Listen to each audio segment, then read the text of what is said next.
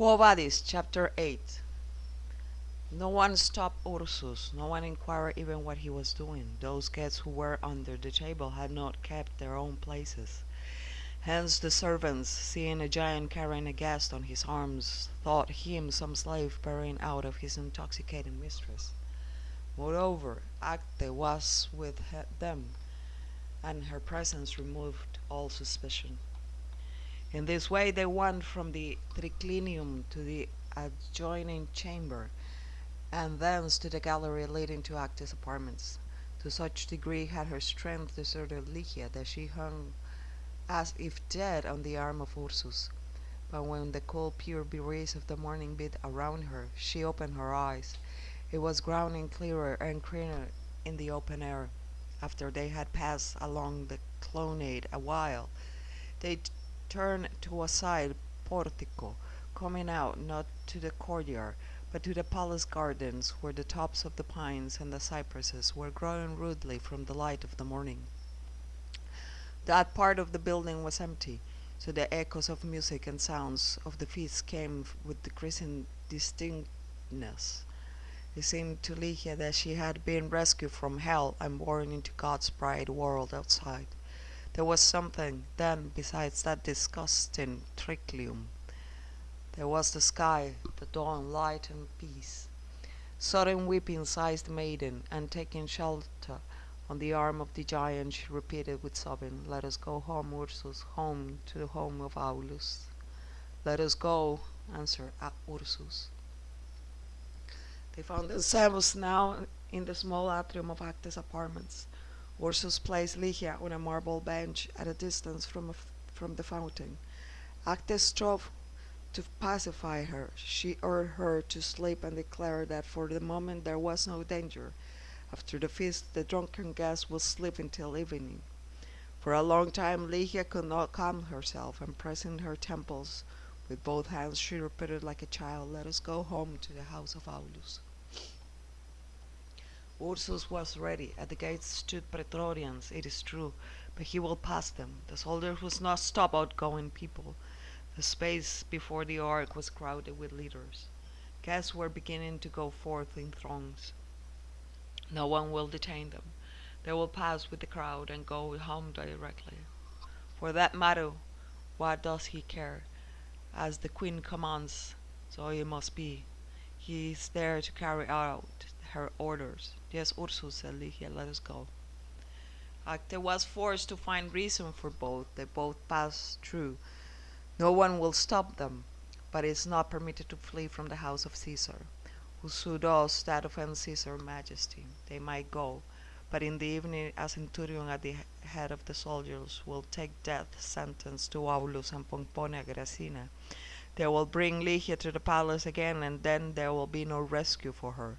Should Aulus and his wife receive her under their roof, death awaits them to a certainty. Lygia's arms dropped. There was no other outcome. She must choose her own ruin or that of Plautius. In going to the feast she had hoped that Vinicius and Petronius would win her from Caesar and return her to Pomponia. Now she knew that it was they who had brought Caesar to remove her from the house of Aulus. There was no help. Only a miracle could save her from the abyss, a miracle and a might of God. "Acte," says she in despair, "didst thou hear Vinicius say that Caesar had given me to him, and that he will send slave here this evening to take me to his house?" "I did," answered Acte, and raising her arms from her side, she was silent. The despair with which Lygia spoke found her no echo. She herself had been Nero's favorite. Her heart thought good could not feel clearer. The shame of such a relation. A former slave, she had grown too much inured to the law of slavery, and besides, she loved Nero yet. If he returned to her, she will stretch her arms to him as to happiness. Comprehending clearly that Lygia must become the mistress of the youthful, and steadily Vinicius, or explore Aulus and Pomponia to ruin, she failed to understand how the girl could hesitate. "In Caesar's house," said she, after a while, It will not be safer for thee than in that of Vinicius. And it did not occur to her, though, that she told the truth. Her words meant be resigned to fate and become the concubine of Vinicius.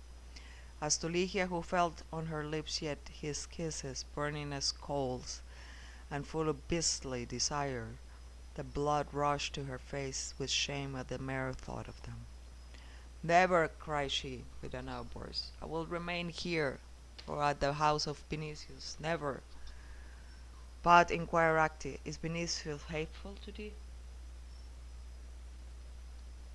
Ligia was unable to answer, for weeping thighs her anew. Acte gathered the maiden to her bosom, and strove to calm her excitement. Ursus breathed heavily and balled his giant fists, for loving his queen with the devotion of a dog, he could not bear the sight of her tears.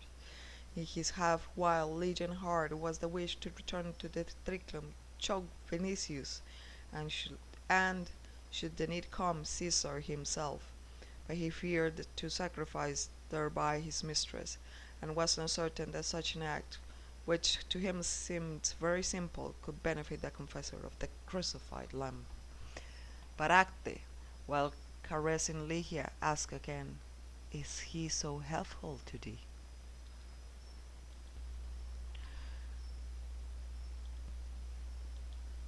No, said Ligia.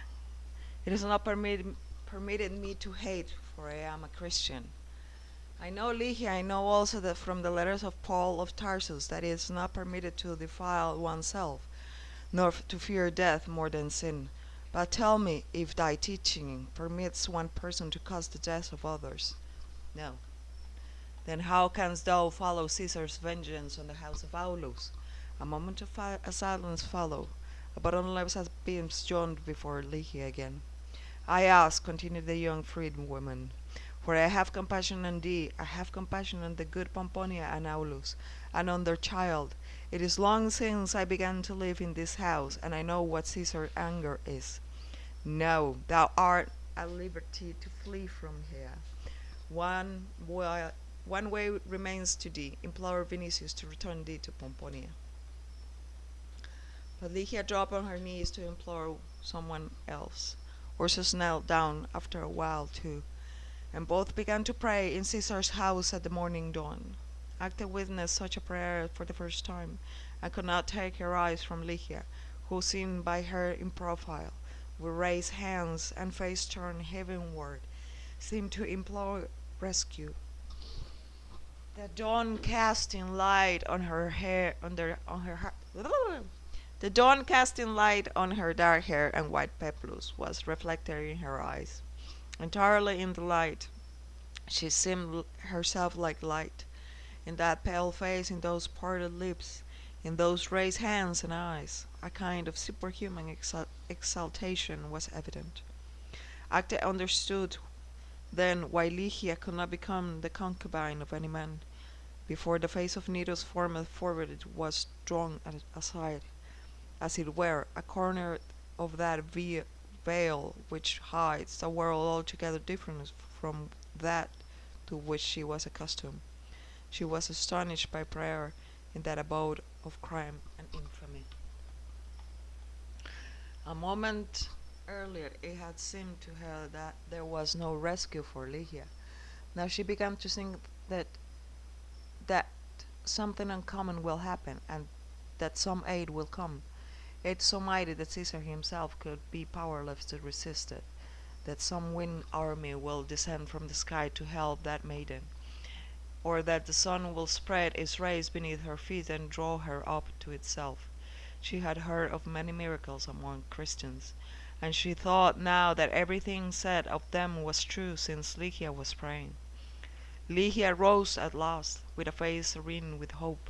Ursus rose too, and holding to the bench, looked at his mistress, waiting for her words, but grew dark in her eyes, and after a time 2 great tears rolled down her cheeks slowly. May God bless Pomponia and Aulus, said she. It is not permitted me to bring ruin on them, therefore I shall never see them again. Then turning to Ursus, she said that he alone remained to her in the world, that he must be to her as a protector and as a father. They could not seek refuge in the house of Aulus, for they will bring on it the anger of Caesar. But neither could she remain in the house of Caesar for that of Vinicius. Let Ursus take her then, let him conduct her out of the city, let him conceal her in some place where neither Vinicius nor his servants could find her.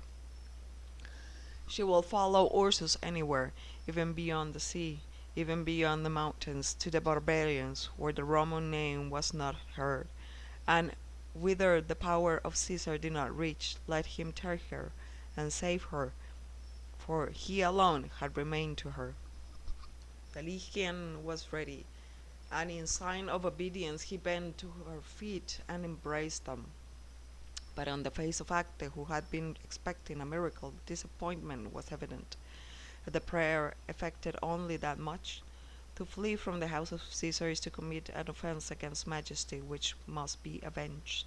And even if Lygia succeeded in hiding, Caesar would avenge himself on Aulus and Pomponia. If she wishes to escape, let her escape from the house of Vinicius. Then Caesar, who does not like to occupy himself with affairs of others, may not wish even to aid Vinicius in the pursuit. In every case, it will not be a crime against majesty. But Lygia's thoughts were just the following. Aulus would not even know where she was. Pomponia herself would not know. She will escape not from the house of Vinicius, however, but while on the way to it. When drunk Vinicius has said that he will send his slave for her in the evening, beyond doubt he had told the truth, which he would not have done had been sober. Evidently he himself, or perhaps he and Petronius, had been Caesar before the feast, and won him the promise to give her on the following evening, and if they forgot that day, they will send for her on the morrow. But Ursus will save her. He will come. He will bear her out of the litter as he bore her out of the triclinium, and they will go into the world. No one could resist Ursus, not even the terrible athlete who wrestled at the feast yesterday. But as Vinicius might send a great number of slaves, Ursus will go at once to Bishop Linus for aid and counsel. The bishop will take compassion on her, will not leave her in the hands of Vinicius. He will command Christians to go with Ursus to rescue her. They will seize her and bear her away. Then Ursus can take her out of the city and hide her from the power of Rome. And her face began to flush and smile. Consolation entered her anew, as if the hope of rescue had turned to reality. She threw herself on Actus' neck suddenly, and putting her beautiful lips on Actus' cheek, she whispered,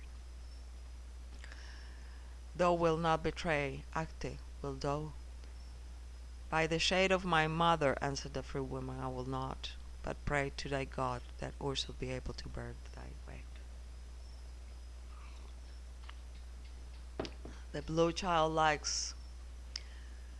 eyes of the giant were gleaming with happiness. He had not been able to frame any plan, though he had been breaking his poor head. But a thing like this he could do, and whether in a day or a night, it was all one to him. He will go to the bishop, for the bishop can read in the sky what is needed and what is not. Besides, he could assemble Christians himself. Are his acquaintances few among slave gladiators and free people, both in Subura and beyond the bridges? He can collect a couple of thousands of them. He will rescue his lady and take her outside the city, and he can go with her. They will go to the end of the world, even to the place from which they had come, where no one has heard of Rome. Here he began to look forward, as if to see things in the future and very distant. To the forest, eh? What a forest, what a forest. But after a while he shook his head. After a while he shook himself out of his visions. Well, he will go to the bishop at once, and in the evening will wait with something like 100 men for the leader, and let no slave, but even praetorians, take her from him. Better for any man not to come under his feet, even though in an iron armor, for is iron so strong? When he strikes iron earnestly, The head underneath will not survive. But Livia raised her finger with great and also childlike seriousness. Ursus, do not kill, said she. Ursus put his fist, which was like a maul, to the back of his head, and rubbing his neck with great seriousness began to mutter, but he must rescue his light. She herself has said that his turn had come.